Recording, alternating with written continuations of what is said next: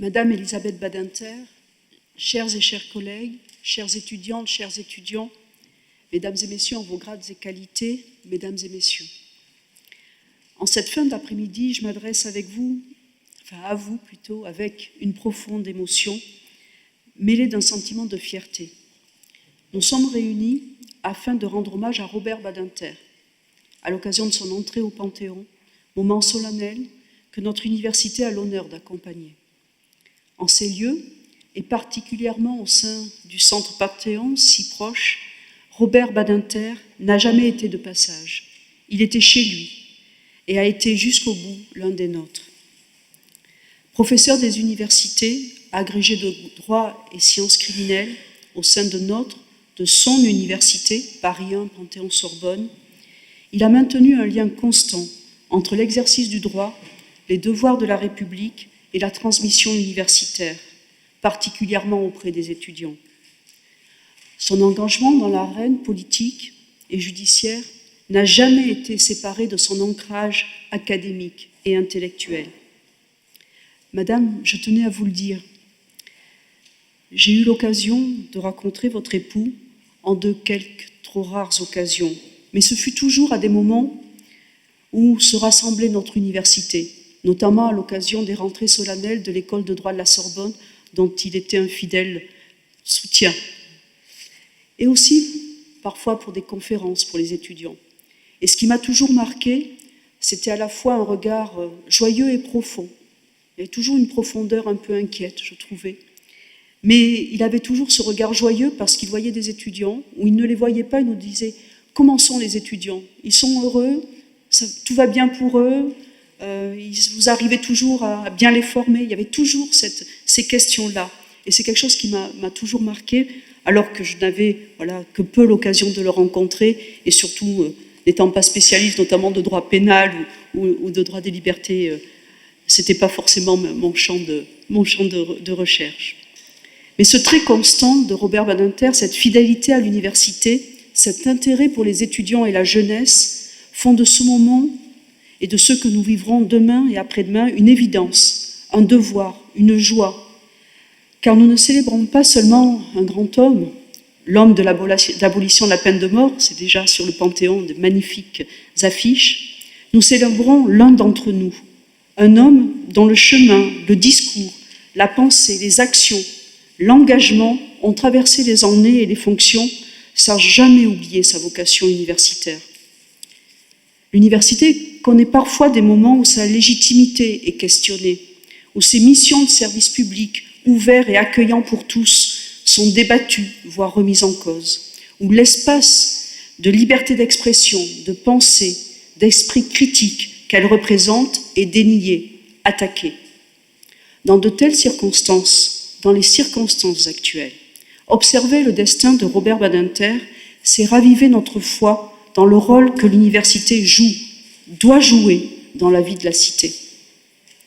Cela dit quelque chose de notre temps, que dans la tourmente des critiques, dans l'incertitude des politiques, les idées fortes, l'affirmation de la liberté, le lien entre savoir et engagement, la responsabilité de l'université envers la société restent des valeurs que nous devons porter fièrement, tout en affirmant que le savoir n'est pas une abstraction, qu'il porte un sens, qu'il rejoint la vie, la mémoire, la responsabilité.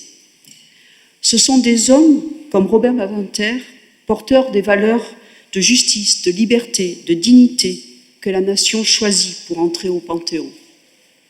Et quelques mois plus tard, ce sera un second professeur, Marc Bloch, qui sera ainsi honoré.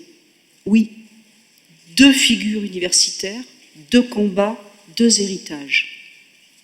Et l'héritage de Robert Badinter est aussi celui d'un homme de lettres, car Robert Badinter ne fut pas seulement un avocat, un professeur, un ministre, un sage de la République. Il fut aussi un écrivain attentif, un dramaturge habité par le verbe, un homme pour qui la littérature et le théâtre étaient des voies complémentaires pour interroger la justice, la liberté et la condition humaine. Le parfait homme des Lumières, l'homme de culture. C'est un don précieux que vous nous faites aujourd'hui, madame, en nous permettant de faire lire une pièce inédite écrite par votre époux, Affaires classées, est un honneur et un honneur pour notre université de l'entendre résonner entre ces murs. Je souhaitais, Madame, vous en remercier très sincèrement. À vous, mes collègues, enseignants, chercheurs, personnels, étudiants de l'université, ce que vous accomplissez chaque jour dans la salle de cours, le laboratoire, les bibliothèques, les colloques, c'est ce qui rend possible l'émergence d'esprits éclairés, critiques, engagés. C'est la raison d'être de l'université. Dans un contexte parfois difficile, je souhaite que ce cycle d'hommages nous rappelle notre mission, nous renforce dans notre conviction. L'université compte. L'université est une pièce maîtresse de la démocratie, de la culture et du progrès. Puis ce cycle d'hommage à l'honneur de Robert Badinter nourrir en chacune et chacun d'entre nous le désir de transmission, de rigueur et d'engagement. Je vous remercie. Bonsoir à tous. Ça me fait plaisir de me retrouver dans l'amphithéâtre Richelieu, que j'ai quitté il y a bien longtemps. Je suis très contente d'être avec vous. Avant tout, ce soir, je voudrais remercier Madame Christine Naudeluc, excusez-moi, présidente de l'Université Paris 1 Panthéon-Sorbonne, comme vous vous en doutez. C'est vous, Madame, qui avez permis à Pascal Beauvais d'organiser, avec l'aide des professeurs Myriam Benlolo-Carabo, Judith Rochefeld et Hervé Asensio. Vous avez permis que se fasse ce formidable hommage de 3 jours en l'honneur de Robert Badinter. Je voudrais aussi remercier tous les intervenants qui prendront la parole au cours de ce colloque. Une grande partie d'entre eux l'ont accompagné dans sa vie professionnelle. Je devrais dire ses vies multiples, professorat, judiciaire, politique. Et tout cela sont devenus, au fil du temps, des amis très chers pour lui. Et si je devais trouver le mot qui, à mes yeux, définit l'esprit de cette réunion, de ce colloque, je dirais fidélité. Et peut-être même oserais-je un autre mot, affection. Ceux qui l'ont moins connu personnellement et ont accepté d'intervenir dans ce colloque participent à l'hommage intellectuel, artistique et littéraire que nul autre que vous ne pouvait mieux mettre en lumière. Je tiens à les remercier infiniment d'évoquer et d'éclairer ces passions-là de mon mari qui ont tant compté pour lui. Seule l'université, qui était la sienne, pouvait nous offrir ce panorama de toutes ces activités-là. À tous, organisateurs de ces journées, et au public ici présent pour cet hommage, je dis merci du fond du cœur. Les remerciements sont absolument hors de propos. Je voudrais parler de son ambition, la seule ambition qu'il ait affichée, qui est d'être dans l'université. Il a peut-être connu des ambitions conjoncturelles, des ambitions temporaires, mais l'université était son ambition. Était-ce même sa seule ambition? Je le crois. Je vous propose pour cette raison de suivre le fil des relations qu'il a nouées avec l'université et d'essayer de mettre en lumière la force et le sens de ces liens. L'université, il la découvre en 1946. Ses choix de jeune homme sont connus. Au sortir de la guerre, il s'inscrit à l'université. Il a 18 ans. Parce que les deux facultés ne sont pas loin, parce qu'à l'époque, une double inscription est commode et usuelle, il s'inscrit à la faculté des lettres, la Sorbonne, et à la faculté de droit, le Panthéon. Le droit est, semble-t-il, un choix secondaire, subalterne, au moins si l'on en juge à l'aune de l'engagement, de l'enthousiasme qu'il manifeste dans ses études à la Sorbonne. Il y prépare le certificat moral et sociologie qui donnait un quart de la licence de lettres. Et il va faire la connaissance d'un maître qui va le stimuler, mais qui est convaincu de la grande valeur de cet étudiant, ce disciple, ce maître, c'est Georges Gurvitch. Juste rentré de New York, où il s'est réfugié pendant la guerre, l'impressionnant Georges Gurvitch, russe d'origine, naturalisé français à l'époque même où le père de Robert était naturalisé. Il est professeur à l'université de Strasbourg et il est élu en fin 1947 à la Sorbonne. Mais dès 1946, il reconstruit avec Georges Davy, Georges Friedman et Jean Stutzel la sociologie française. Entreprenant, autoritaire, exigeant, il rencontre cet étudiant entreprenant, charmant et curieux, qui se passionne pour la sociologie renaissante. L'étudiant crée un cercle de sociologie de la Sorbonne qui édite un journal dès 1947, Échange sociologique, et bientôt écrit des comptes rendus dans l'année sociologique, organise des conférences. La rencontre est fructueuse, Georges Gurvitch protège cet étudiant très prometteur, lui confie des responsabilités, et je dois au témoignage de Jean-René Tréanton, qui fut acteur et témoin de cette renaissance de la sociologie et de la création du Centre d'études sociologiques,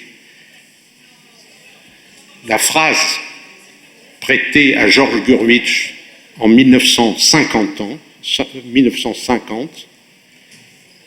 l'avenir de la sociologie française, c'est Robert Badinter.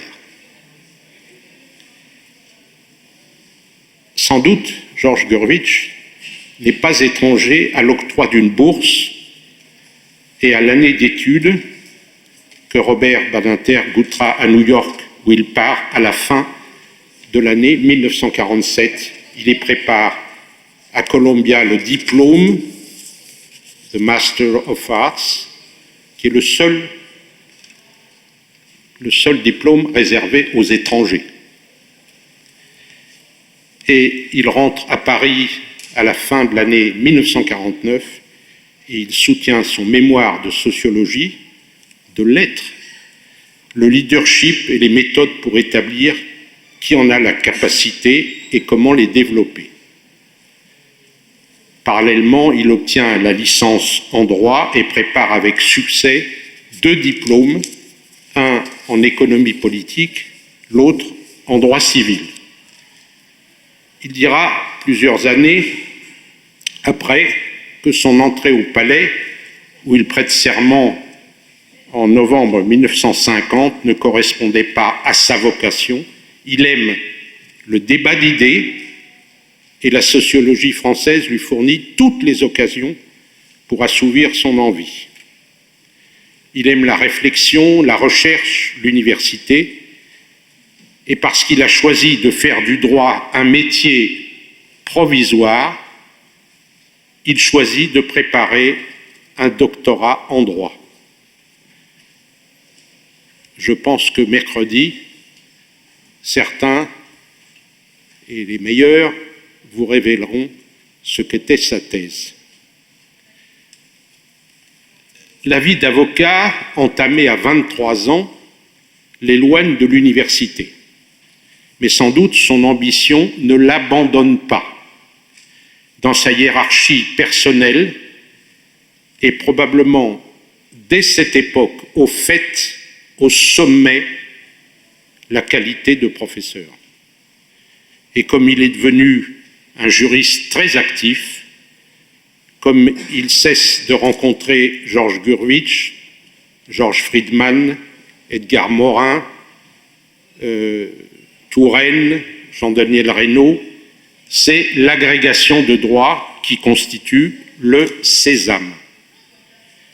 Ce concours requiert une préparation exigeante, la constitution d'une équipe. Pour lui, il faut avoir les moyens d'alléger ses responsabilités d'avocat et la légende, mais je pense que la légende correspond à la stricte réalité, c'est seulement en mars 1962 que, tirant parti d'un accident de ski, de l'immobilisation qu'il suscite, qu'il commence à préparer l'agrégation au concours de 1965 sous la présidence de Robert Lebal. Il est reçu 10e. Le jury n'a pourvu que 17 postes sur les 25 qui étaient ouverts. Les exigences sont très élevées, un écrit de 7 heures, et j'indique pour la saveur le thème de l'écrit dans lequel il a brillé, l'influence des techniques sur la qualification dans la loi de 1965 portant réforme des régimes matrimoniaux. À côté de cet écrit, 3 leçons en 24 heures avec équipe. Droit commercial, droit pénal et droit international. Et il a la chance d'avoir, par tirage au sort, comme sujet de droit international privé, les prolongements de la jurisprudence Rivière. Tout le monde comprend. Comme tous les professeurs agrégés, il ne peut espérer être nommé à Paris. Il choisit donc Besançon, qui n'est pas à l'époque une université, mais une excroissance de l'université de Dijon. Il est donc nommé à Dijon pour occuper ses missions à Besançon, puis à Amiens, enfin à Paris 1. Il assure des cours dont les thèmes sont les institutions judiciaires, la procédure pénale et le droit pénal des affaires, aux côtés de Mireille Delmas-Marty. Dans ces archives, je vous en remercie, Elisabeth, de m'avoir permis de consulter ces archives, j'ai retrouvé 2 ouvrages, ou plutôt 2 manuscrits. Un ouvrage de procédure pénale pratiquement terminé, destiné à la collection Thémis, dirigée par Jean Carbonnier et Maurice Duverger. Il s'est associé pour terminer cet ouvrage à Raoul Combaldieu, l'ancien président de la Chambre criminelle, et la consultation des 400 pages du manuscrit montre qu'il maîtrise remarquablement la dogmatique juridique qui caractérise la plupart des ouvrages publiés à cette époque. À côté, un ouvrage au ton très vif, de sciences politiques plutôt, portant sur une sorte d'histoire et d'analyse des institutions judiciaires. Si j'avais le temps, je vous lirais quelques phrases. Je trouve que la plume, l'art, la science de Robert Badinter s'exprime remarquablement dans cet ouvrage. Probablement, ces deux ouvrages ont été abandonnés lorsqu'il a été nommé ministre. Il ne voulait pas que puisse interférer avec ses activités ministérielles, ses analyses et ses appréciations portées dans ces deux ouvrages. Mais l'université reste son ambition et il reprendra des enseignements après 1986. Et que fait-il en janvier 1986 alors que le code pénal, dans la version qu'il a animée, qu'il a conçue, est terminé? Il fait une leçon, comme disaient les maîtres de l'université à l'époque. Une leçon, c'est inqualifiable, la leçon. Il fait une leçon à Paris 1 sur le code pénal. Bienheureux ceux qui ont assisté à cette leçon dans laquelle il livrait sa philosophie du droit pénal. L'université a donc guidé tous ses pas. C'est peut-être la vie cachée, pas pour les étudiants, la vie cachée de Robert Badinter. Comment expliquer ces liens si forts avec l'université? Son attachement à l'université. Il y a chez lui un attachement particulier au concours qui permet d'identifier les meilleurs. Il est sensible au mérite et donc apprécie l'épreuve, les épreuves qui révèlent les mérites. Et les plus beaux concours sont ceux d'accès au professorat. Car les professeurs, les maîtres, les vrais maîtres, les vrais, ont la plus belle des missions, éclairer les autres pour en faire des citoyens. L'éclaireur, le pédagogue, vous retrouvez ces qualités dans toutes ses activités. Mais ce n'est pas professeur dans une quelconque discipline qu'il rêve de devenir et qu'il devient. Le concours, pour lui, c'est l'agrégation de droit. À la fin de sa vie, un journaliste, et vous avez peut-être entendu cette interview, cet entretien, lui pose la question « Quel est le plus beau jour de votre vie ?» Et lui de répondre « Le jour où j'ai annoncé à ma mère que j'étais reçu à l'agrégation. » Quelques années plus tard, il disait à notre ami Danny Cohen, qui venait de soutenir sa thèse, « Vous voilà prêt pour l'épreuve suprême. » L'agrégation que Danny lui fit le plaisir de réussir. Et je me souviens d'un jour de l'année 1984, le bruit court que le ministre chargé de l'enseignement supérieur entend proposer de supprimer l'agrégation du supérieur, l'agrégation de droit, d'économie et de sciences de la gestion. Robert Badinter est ministre et il apprécie le ministre chargé de l'enseignement supérieur.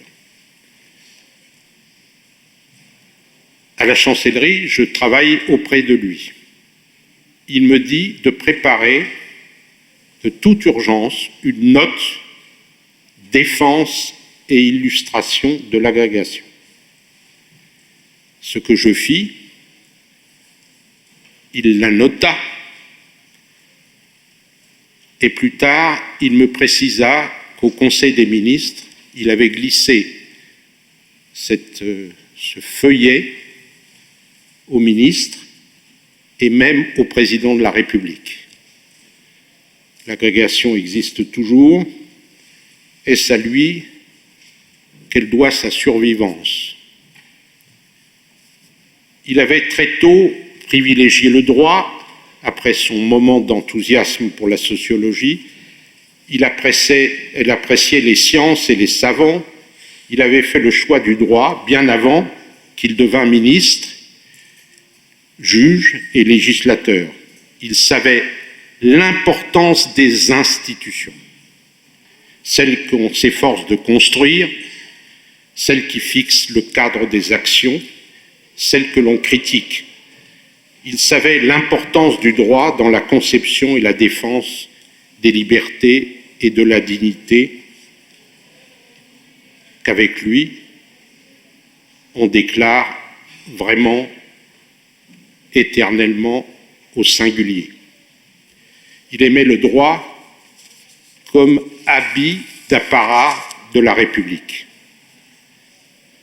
Élargissons un peu le regard, il était attaché au mérite et au concours, il plaçait haut dans son palmarès le professeur de droit, mais c'est l'université qu'il voulait rejoindre comme professeur et qui l'a fait vivre. Il respectait l'université car on y forme l'étudiant à apprendre,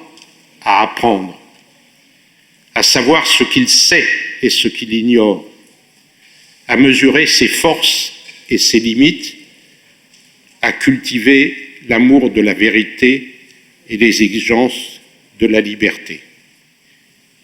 Il aimait passionnément l'université comme lieu d'édification de l'homme et du citoyen. Et il serait certainement heureux de savoir que demain, il reposera à proximité des étudiants. Je vous remercie. Madame la présidente de l'Université Panthéon-Sorbonne, Madame, toute vie est singulière, toute vie est quête de sens, toute vie est révélation progressive ou soudaine d'une vocation ou d'un destin, même si la personne en cause n'en a le plus souvent pas conscience au départ. Une existence ne peut se réduire à un plan de carrière.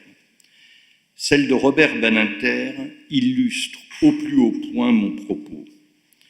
Ce dont le compagnon et collaborateur que je m'honore d'avoir été peut témoigner avec tant d'autres collègues, c'est que Robert Badinter a été, sa vie durant, un homme de pensée et de culture et un homme d'action, un intellectuel en action. Il n'a jamais séparé la vie active de la vie contemplative et réciproquement.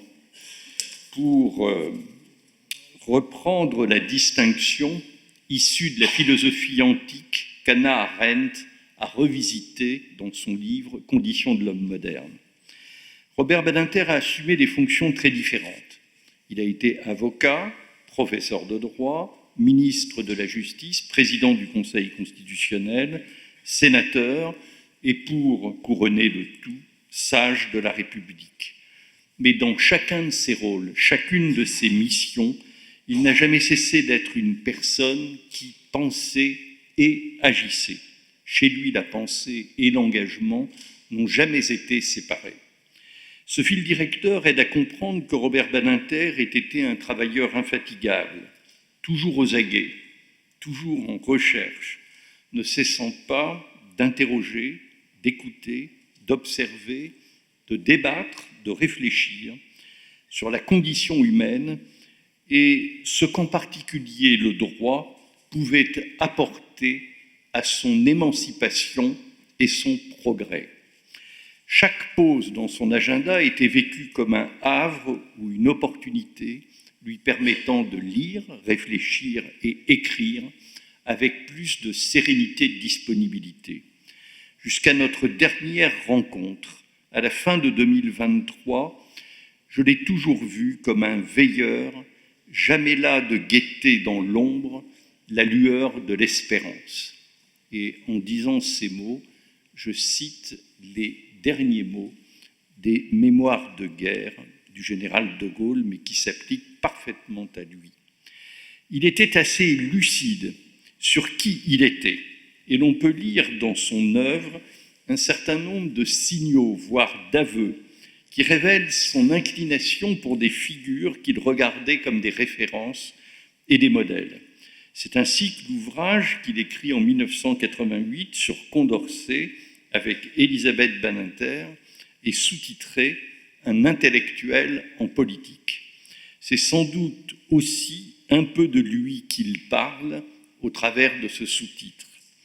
De même, lorsqu'il donne en mars 1985 une conférence sur Maïmonide, ce sage du XIIe siècle qui fut à la fois jurisconsulte, médecin, astronome, philosophe et théologien, il le décrit précisément dans son texte comme un intellectuel qui n'a pas cessé d'agir, une définition que l'on peut sans peine transposer avec et pour lui. Pour illustrer mon propos sur l'intellectuel en action qu'a été Robert Badinter, je voudrais souligner 2 points. Dire d'abord en quoi a consisté chez lui l'alliance entre la pensée et l'action. Et ensuite, souligner l'empreinte que cette alliance nous lègue et recueillir quelques-uns seulement des fruits de l'œuvre qu'il a accomplie. L'alliance entre la pensée et l'action. L'intellectuel en action qu'est Robert Badinter a pris appui sur un socle politique et philosophique qu'il a choisi à la fois par conviction et sous l'influence de son parcours personnel et familial.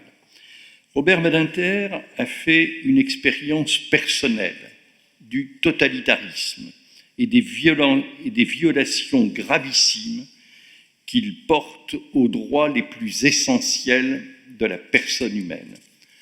Parmi bien d'autres événements dramatiques, il a échappé de peu, le 9 février 1943, à la Gestapo, lors de la rafle de la rue Sainte-Catherine à Lyon, qui a conduit à l'arrestation puis la déportation de son père, Simon. Ce vécu, dont il n'a jamais parlé directement, a été une source majeure de ses convictions et de ses combats.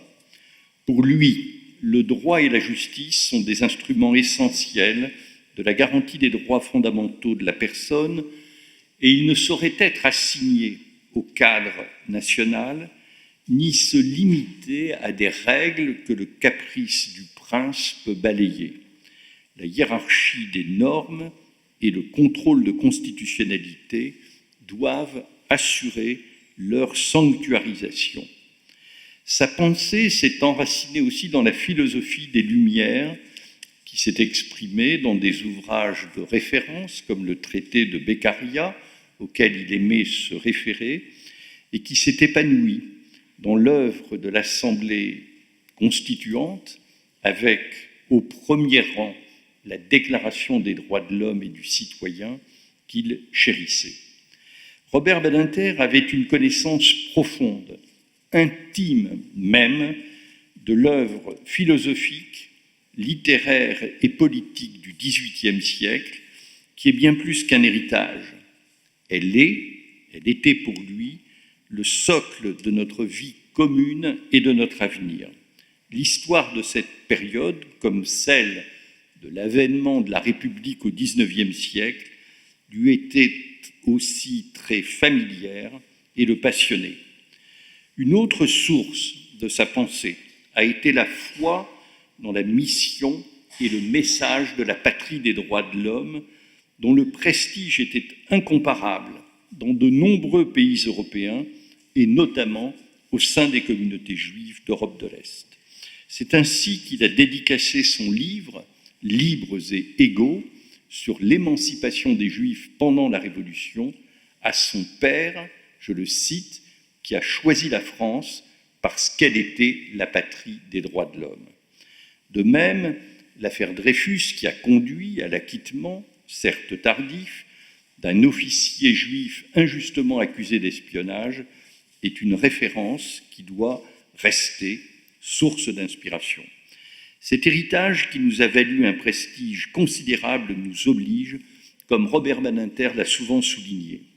Il explique que l'influence de la France ne tient pas seulement à sa puissance économique et militaire, ni même au rayonnement de sa culture, mais à son attachement aux droits fondamentaux et à sa capacité à les faire respecter. Dans l'alliance entre la pensée et l'action, le goût pour la réflexion a été chez Robert Badinter inséparable de sa volonté de changer les choses. Il détestait les réflexes pavloviens et la paresse des programmes comme des idées toutes faites. Comme je l'ai dit, il ne cessait pas de lire, réfléchir, débattre, écrire. Il est resté jusqu'au bout, un esprit en éveil. Il ne cessait pas non plus de dialoguer avec les praticiens et des intellectuels dans le cadre national et international, en leur temps, Michel Foucault, Michel Serres, Gilles Deleuze, mais il ne s'est pas contenté des œuvres de l'esprit auxquelles il se consacrait pourtant avec ardeur. Il voulait aussi agir dans et sur le monde et contribuer à le changer. Il est ainsi constamment allé de la pensée à l'action et réciproquement. L'une et l'autre se sont chez lui nourries mutuellement. Sa vie et son œuvre ont témoigné d'une constante fertilisation croisée. Ses travaux de recherche sur la prison, avec notamment la prison républicaine, et son action de garde des Sceaux, sont ainsi le témoignage de ces allers et retours entre la réflexion, ou la théorie, et la pratique. Il en va de même sur la peine de mort. L'avocat abolitionniste s'est engagé à défendre devant les assises des causes désespérées, indéfendables, pour venir à bout, au cas par cas, d'un supplice toujours en vigueur. Mais il a participé aussi à des actions associatives au sein d'Amnesty International. Il s'est, pour ce motif, engagé plus avant dans le combat politique. Il a écrit sur ce sujet plusieurs ouvrages, dont l'émouvant L'exécution, pour exorciser l'exécution en 1972 de son client dans l'affaire de Clairvaux et repartir au combat avec plus de résolution et d'ardeur. Il a enfin rapporté en 2007 au Sénat le projet de loi constitutionnalisant l'abolition et il a constamment combattu la peine de mort sur la scène internationale. Robert Badinter n'a pas cessé non plus de faire dialoguer les époques et les disciplines. Il s'est intéressé au passé, mais non pas comme à un musée ou un dépôt d'archives poussiéreux, mais comme une source d'information et de réflexion pour comprendre d'où nous venons et comment, à cette lumière, nous pouvons relever les défis présents. Ce sont les grands auteurs des Lumières, mais aussi des écrivains français et étrangers dont la pensée l'a nourri et sur lesquels il a écrit. Ce sont aussi les pages sombres de notre histoire, sur lesquelles il a, sans céder à l'autobiographie, publié des analyses pénétrantes, un antisémitisme ordinaire, le procès Bousquet. Sur ces bases, il s'est inlassablement efforcé de décrypter le passé et d'en tirer des leçons pour l'avenir. Il a aussi recouru à la fiction, en l'occurrence le théâtre, pour analyser avec justesse et sensibilité, souvent dans le cadre ou en marge d'un procès, des drames du dernier siècle, afin d'éclairer, là encore, notre présent et notre avenir. Si Robert Badinter a fait dialoguer les périodes et multiplier les modes d'expression, de la plaidoirie au cours magistral et du débat parlementaire au livre et au théâtre, il a aussi pratiqué de manière continue l'interdisciplinarité. Avec lui, le droit dialogue en permanence avec l'histoire, mais aussi la littérature, et ce qu'il faut de philosophie et de sciences sociales pour ne pas tomber dans le piège du positivisme juridique et l'idéalisation d'une loi dont Carl Schmitt, comme la plupart des juristes, ont révélé les impasses tragiques de 1933 ou 1940 à 1945. Sa démarche montre qu'il croit dans l'autonomie et la fonction du droit, mais qu'il se garde de l'absolutiser. L'alliance entre la pensée et l'action s'est manifestée chez Robert Badinter par une manière inédite d'assumer les diverses fonctions qui ont été les siennes. Au service de ses idées, Robert Badinter sait pratiquer la rupture, ou à tout le moins le pas de côté. Il a souvent, dans sa vie professionnelle ou publique, choisi le risque contre la sécurité. Il est ainsi l'avocat spécialisé dans le droit de la propriété intellectuelle et le droit commercial qui sort de sa zone de confort pour aller en cour d'assises défendre des accusés indéfendables parce que la peine de mort est encourue. Il est aussi l'avocat qui franchit, Antoine Lioncan vient de l'exposer, les frontières du barreau et passe en 1965, et réussit, le concours de l'agrégation pour devenir professeur d'université, conformément à un projet ancien remontant à ses études de droit. Même s'il n'est pas le seul dans son cas, il l'a fait alors que sa notoriété au sein du barreau ne l'y contraignait nullement. Qui le ferait aujourd'hui ? Il est aussi l'universitaire qui ne se limite pas à un travail de transmission, mais s'attache à construire une œuvre et une action, au sens où Hannah Arendt entend ces termes, qui s'inscrivent dans le prolongement et en cohérence avec ce qu'il enseigne. C'est alors qu'il s'engage plus avant dans l'écriture et le débat public. Alors qu'il est reconnu comme une figure majeure de ce débat, il accepte en 1981 le poste risqué de garde des Sceaux. Il ne se borne pas à mettre en œuvre le programme de travail du candidat élu à la présidence de la République, les 110 propositions de François Mitterrand, mais il l'inscrit dans une perspective plus large et ambitieuse, de telle sorte qu'au terme de son mandat, nos concitoyens, et pas seulement les militants de sa famille politique, le regardent à la grande surprise de ses compagnons, qui étaient un peu le nez sur le guidon, comme le seul ministre à avoir su garder son cap. Badinter le honnit devient alors l'honneur d'une gauche qui avait été un temps incapable d'assumer son bilan. Il est enfin le président du Conseil constitutionnel qui confère un lustre sans précédent à cette institution en lui donnant une visibilité internationale, en assumant sa fonction avec impartialité, dignité, mais aussi audace, et en promouvant avec détermination et talent le projet d'exception d'inconstitutionnalité. Il prend aussi, en cette qualité, une part active au développement de la justice pénale internationale, en particulier en ex-Yougoslavie. Tels sont quelques-uns des traits caractéristiques de l'alliance qui est à la racine de la vie publique de Robert Badinter.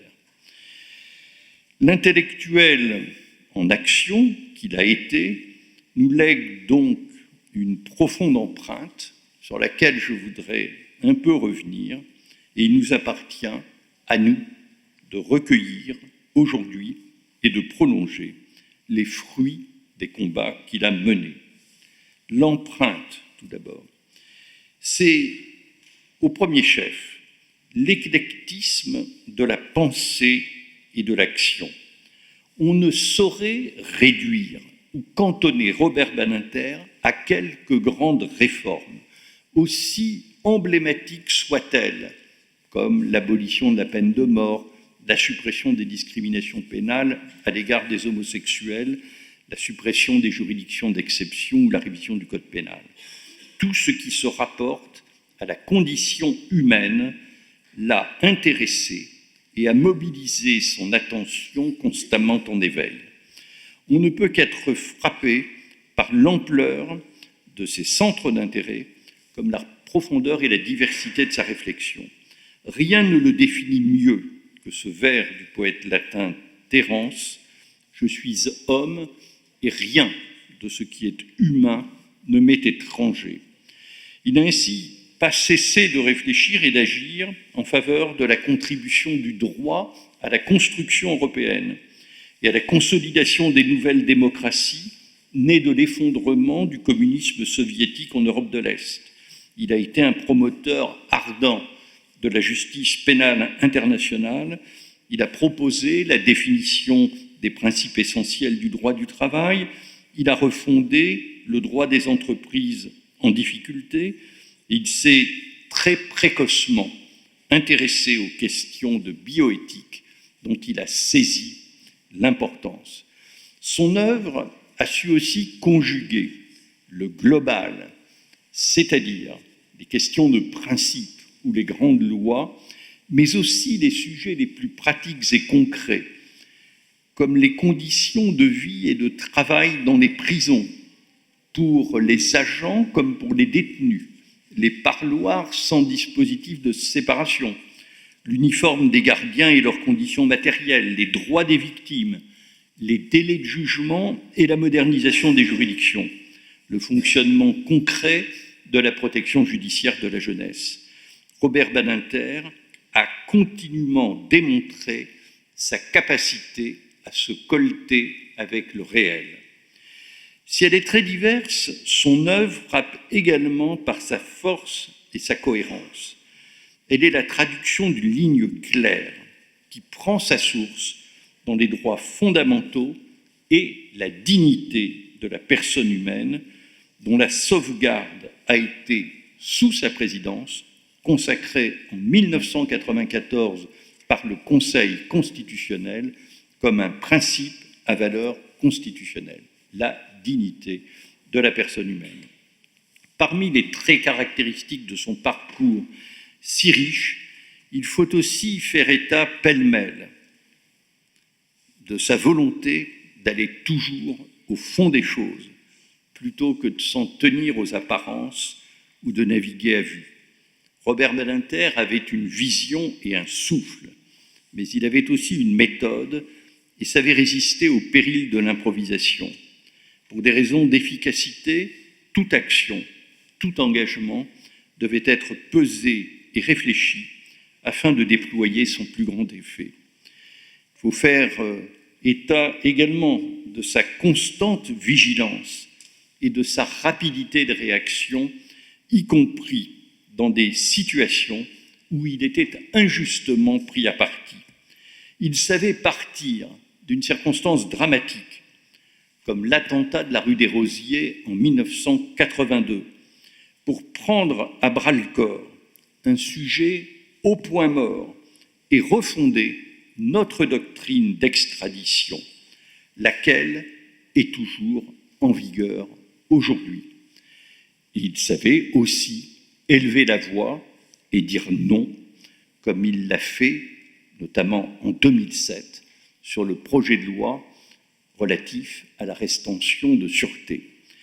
Il faut faire état aussi de sa loyauté envers les collectifs de travail si différents auxquels il a appartenu, du gouvernement au Conseil constitutionnel, comme de son éthique de la responsabilité dans laquelle les convictions ne sont pas reléguées au second plan, voire sacrifiées aux fins légitimes poursuivies. Robert Badinter n'a pas pratiqué l'éthique de la soumission au possible comme trop de décideurs politiques s'en satisfont.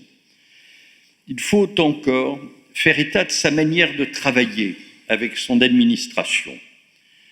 Pierre Mendès France lui avait conseillé, début juillet 1981, si je me souviens bien, de travailler avec elle, mais sans se mettre sous sa coupe.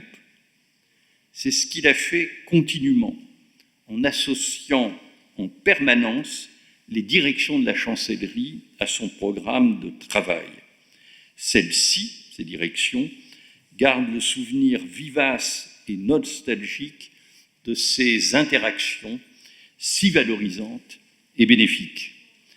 Il faut encore faire état du respect qu'il avait pour ses interlocuteurs, même lorsqu'ils étaient en désaccord avec lui.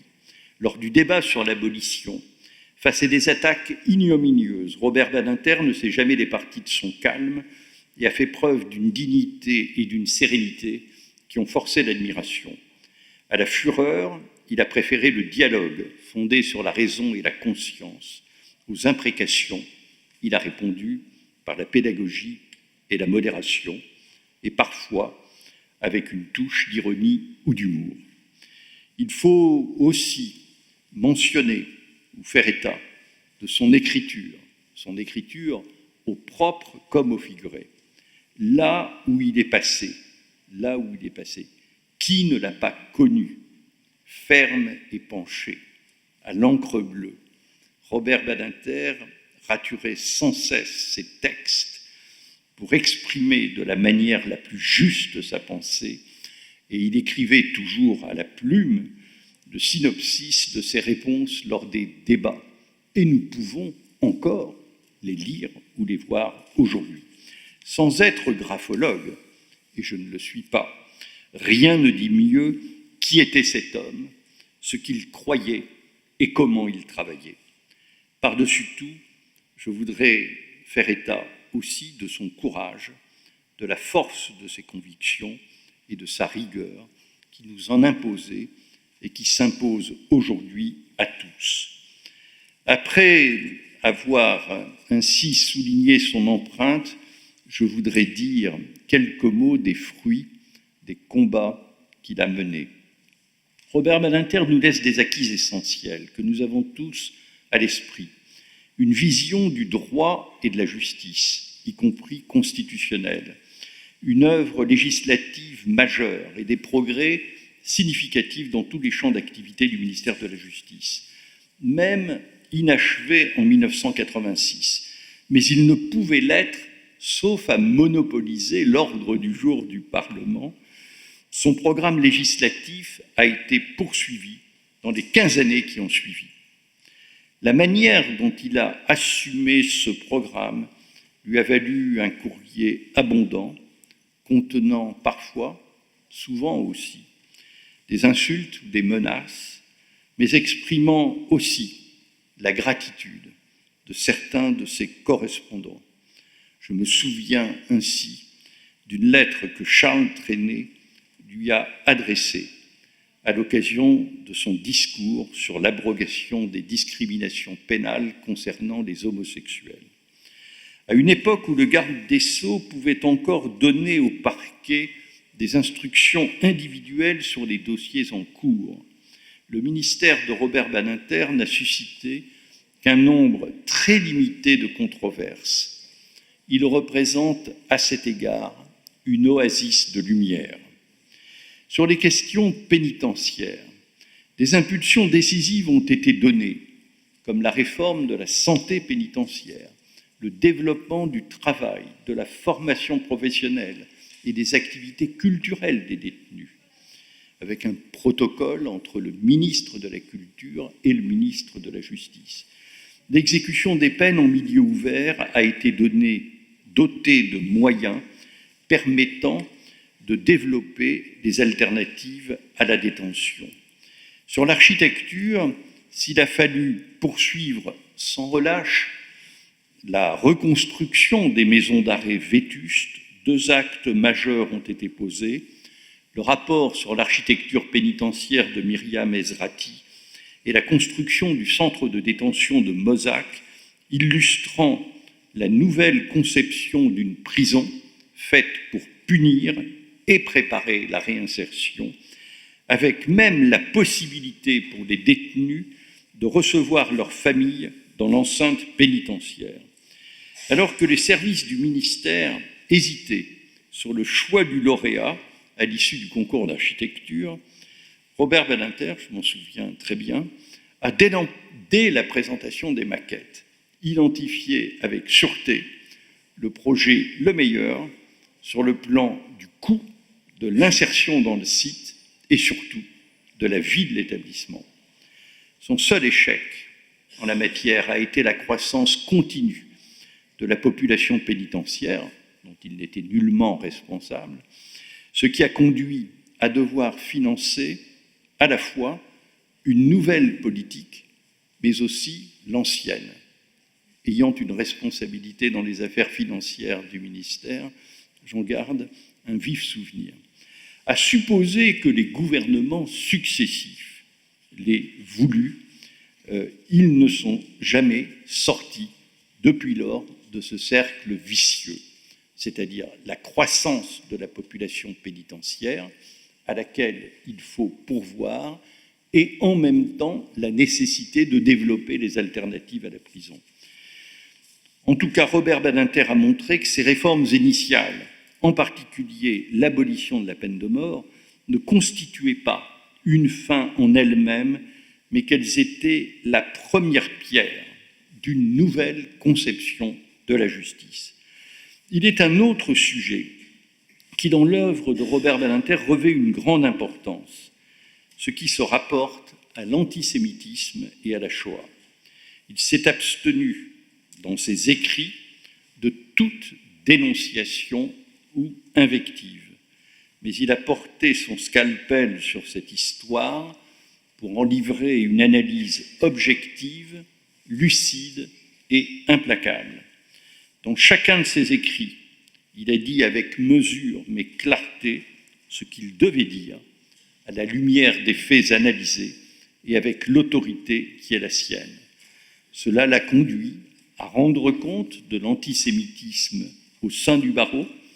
Cela lui a permis d'apposer un sceau, je crois, final sur l'affaire Bousquet, dont il a publié et commenté avec Bernard Ledrezen le compte-rendu du procès devant la Haute Cour en juin 1949.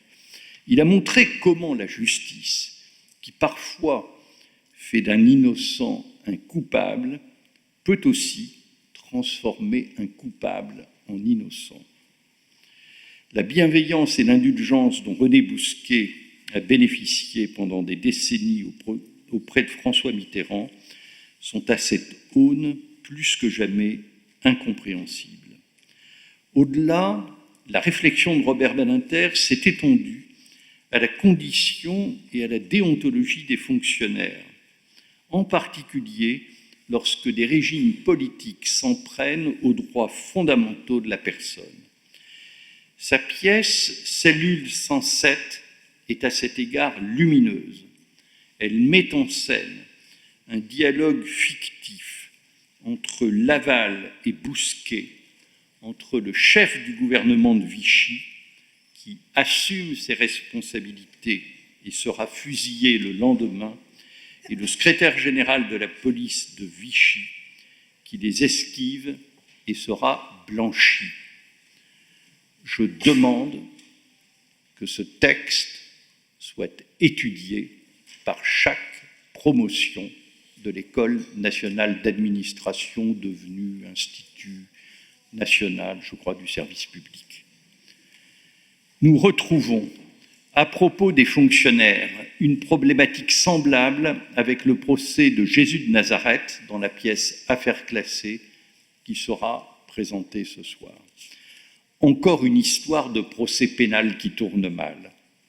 Le procurateur de Judée et Samarie, Ponce Pilate, se défausse de ses responsabilités en prononçant une condamnation à mort qu'il voulait éviter, tandis que l'Évangile selon Matthieu, pourtant conçu en milieu juif, met dans la bouche du public la phrase fameuse destinée à vaincre les hésitations du procurateur: son sang sur nous et sur nos enfants.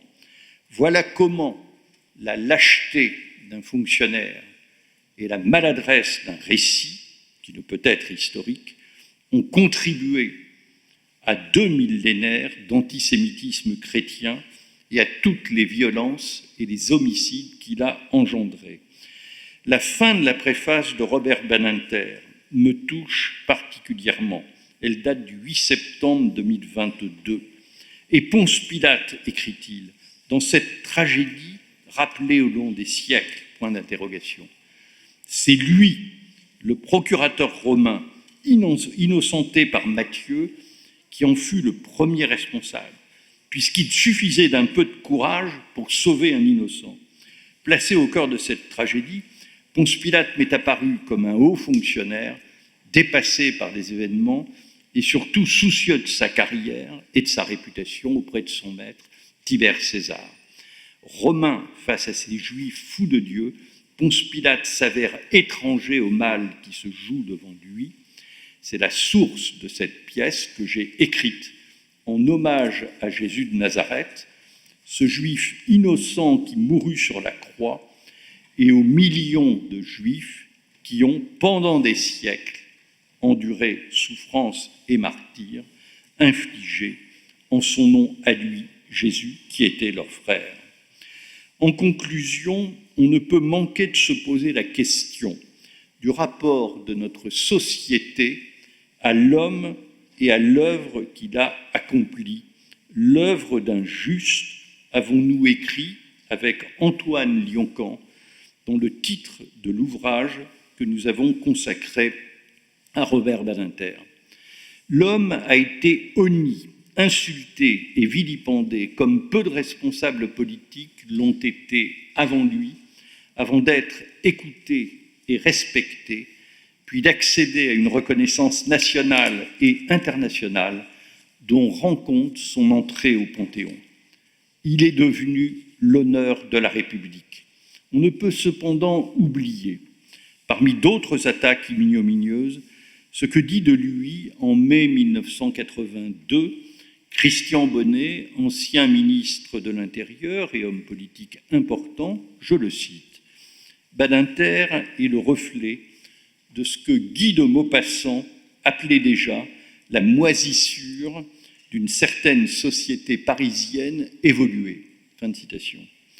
Comme on ne peut oublier que le ministre de l'Intérieur et le préfet de police laissent, le 3 juin 1983, des policiers manifester place Vendôme devant le ministère, lequel n'est protégé que par un très mince cordon de gardiens de la paix qui salue d'ailleurs les manifestants. Les cris Badinter démission retentissent au premier étage du ministère. Robert Badinter se tourne vers moi et, dans un éclat de rire sarcastique destiné à masquer le tragique de la situation, dit « Jean-Marc, s'ils entrent, nous nous battrons jusqu'au dernier Dalloz. » Un intellectuel, dès lors qu'il franchit le Rubicon de l'action, s'expose, on le voit, à toutes sortes de contradictions et d'adversités. Mais si la personne de Robert Badinter a surmonté l'épreuve de la postérité, qu'en est-il de son œuvre? Là-dessus, force est de reconnaître que la partie n'est pas gagnée. Si l'on pouvait faire preuve d'un optimisme raisonnable dans la décennie qui a suivi la chute du mur de Berlin, l'entrée dans l'ère de l'hyperterrorisme, le 11 septembre 2001, puis le déferlement populiste et la montée en puissance continue des régimes autoritaires ne peuvent que susciter des inquiétudes croissantes. On se demande aujourd'hui si la démocratie et l'état de droit vont pouvoir survivre jusque dans certains de leurs berceaux historiques. Tout devient possible et licite partout. Et en disant cela, je cite encore Hannah Arendt. Comprenez que je suis un peu dans la lecture de cet auteur. En France même, des questions ne manquent pas de se poser au vu de l'évolution de notre droit depuis les attentats de 2015 et plus encore à l'approche des prochaines élections nationales dont nul ne sait, même quand elles auront lieu. Il faut, dans les temps difficiles que nous traversons, résister en priorité au démantèlement des acquis de cette époque et garder le cap. L'autorité morale de Robert Badinter et son héritage ne peuvent que nous soutenir dans cette entreprise difficile, sur cette route escarpée et incertaine. Je vous remercie.